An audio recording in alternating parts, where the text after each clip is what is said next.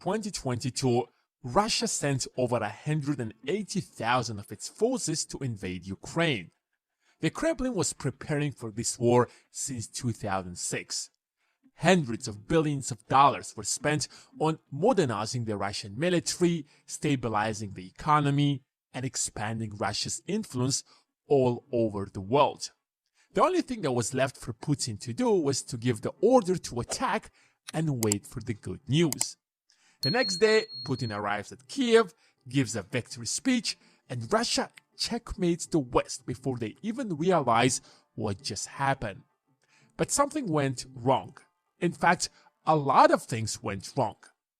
Ukraine aimed at winning the information war by controlling the storyline, used US intelligence to prevent Russia from taking over Kiev, and pushed the entire world to cut ties with Russia. And it worked. Companies literally started leaving Russia. BMW stops making cars in Russia. IKEA sold its factories and left the country. Google, IBM, Airbnb, Netflix, PayPal, Samsung, Starbucks, Visa, MasterCard, Coca-Cola all left Russia overnight. Russian banks were thrown away from the international financial system, and you could no longer send money to Russia or from Russia. Experts predicted that Russia's economy will collapse. That's worse than a depression, leave alone a recession. United States launched a series of financial attacks on the ruble. Ruble lost half of its value and jumped from 70 rubles per dollar to over 140.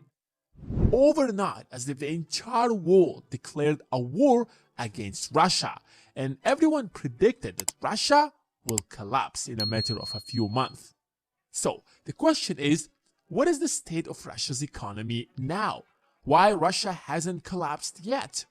And how long can it stand the Western sanctions before Russia as a state collapses and turns into many small puppet states?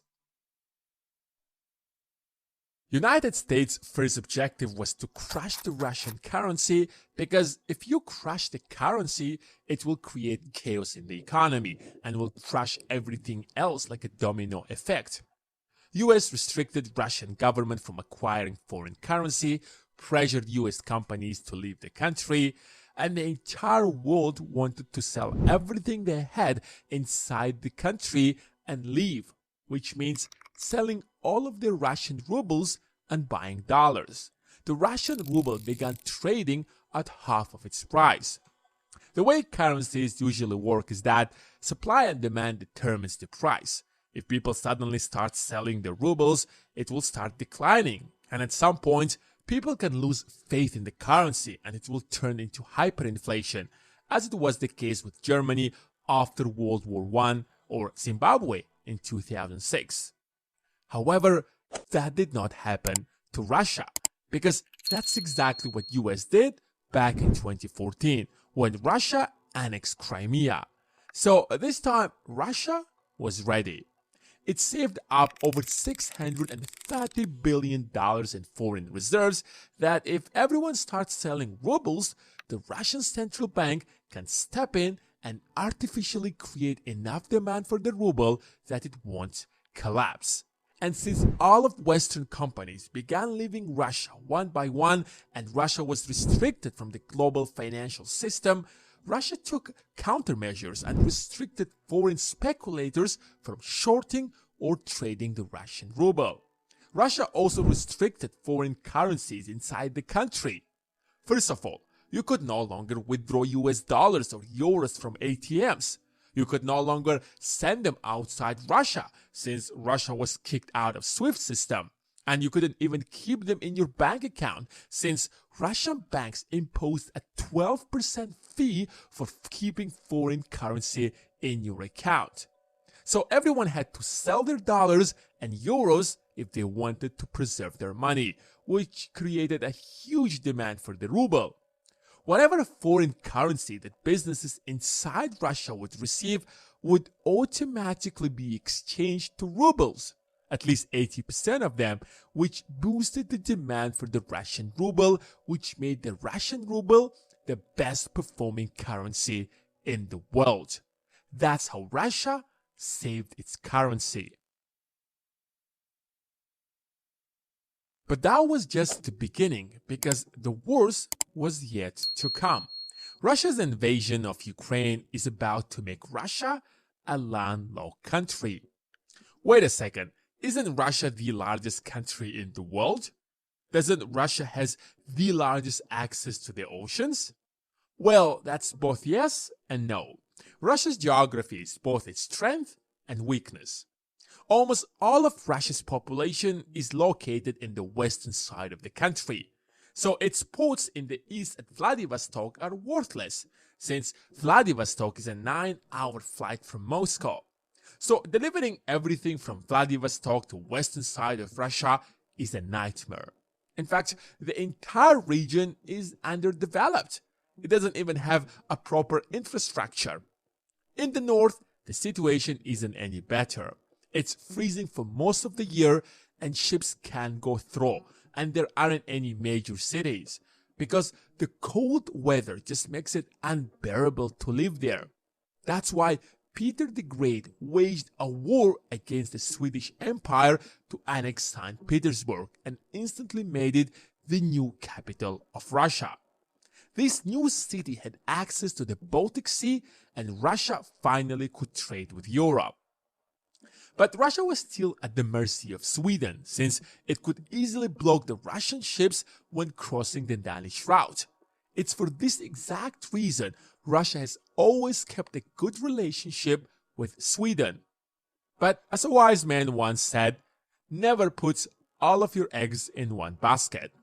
That's why Russia began looking for alternative ways to trade with the world. The only option that was left was by crossing the Bosphorus Strait to access the Mediterranean Sea, but it was controlled by the Ottoman Empire. That's why the Russian Empire was in a constant war with the Ottomans.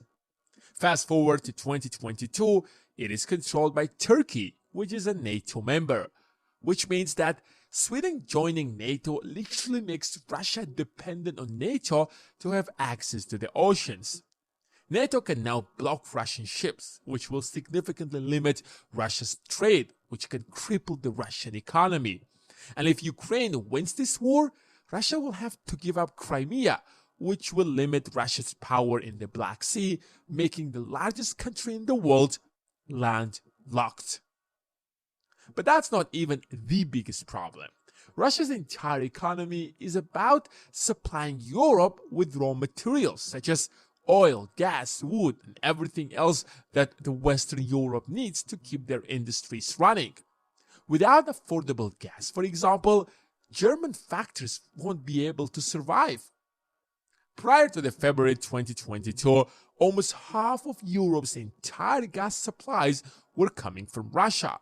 Russia spent dozens of billions of dollars building these pipelines, and now Russia has stopped supplying Europe with gas to pressure Europe to turn against Ukraine. However, it has failed miserably. Europe is now spending billions of dollars to diversify its energy sources and sign a multi-billion-dollar deal with other gas exporting countries such as Qatar, which means that even if the war stops, regardless of who wins the war, Russia will no longer be able to sell its oil and gas to Europe as it did in the past, which will significantly reduce its budget. Of course, it's trying to sell its oil and gas to China and India, but the truth is that they will not replace Europe for two reasons. First of all, China and India don't pay the premium that Europe used to pay for the Russian gas. Secondly, Russia doesn't have the resources to build so many pipelines again to China that it had spent decades building them to Europe.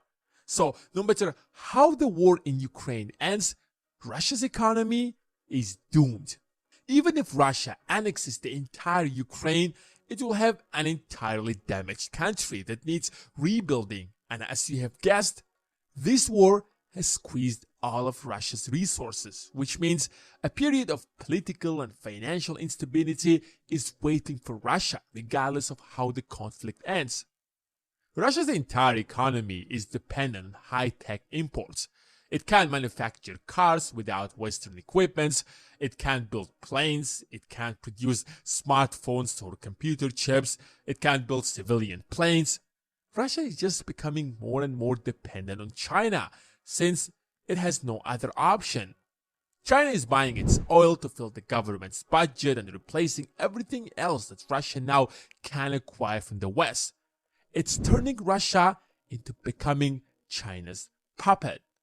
And most importantly, it lost its image as the second most powerful military in the world. Russia might have never been the second most powerful military, but it successfully projected itself as it was capable of competing with the US military. However, United States' much more superior weapons pushed many countries to dump Russian weapons and start purchasing US-made weapons. This war will most likely leave Russia with a crippled economy that needs decades and trillions of dollars to bring it back to the pre-war condition, putting an end to Russia's ambitions to ever become a global superpower. Thanks for watching and see you in the next one.